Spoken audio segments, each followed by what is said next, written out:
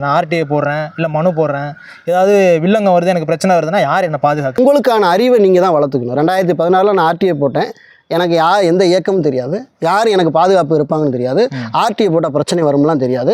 ஆனால் அந்த ஆர்டிஐ போட்டால் பிரச்சனை வந்துச்சு, அதை நானே ஃபேஸ் பண்ணேன். அதை எப்படி ஃபேஸ் பண்ணுறங்கிறத நானே கற்றுக்கிட்டேன். எனக்கான வலிமையை நான் தான் கூட்டிக்கிட்டேன்.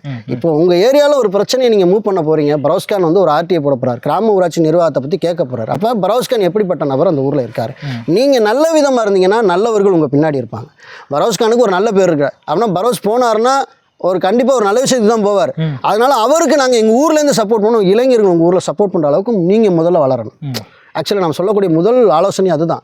நீங்கள் நெகட்டிவ் தாட்ஸாக நீங்கள் ஊருக்குள்ளே இருக்கிறப்ப அடானியாக அக்கறம் பண்ணிட்டு மனு எழுதுறப்பறம் சும்மா வில்லங்கத்துக்கும் இதுக்கும் வீம்புக்கும் பண்ணிக்கிட்டு இருந்தீங்கன்னா நீங்கள் உங்களே காப்பாற்றிக்க முடியாத நிலைமை தான் வரும். அப்படி காப்பாற்றணும் தமிழ்நாடு ஆர்டிஐக்கு பின்னாடி வந்து ஒளிஞ்சிக்கலாம்னா அதுக்கு கண்டிப்பாக தமிழ்நாடு ஆர்டிஐ இயக்கம், ஆர்வலர் இயக்கம் உங்களுக்கு வந்து பின்னாடி ஒளிஞ்சிக்கிறதுக்கான வாய்ப்பெல்லாம் கொடுக்காது.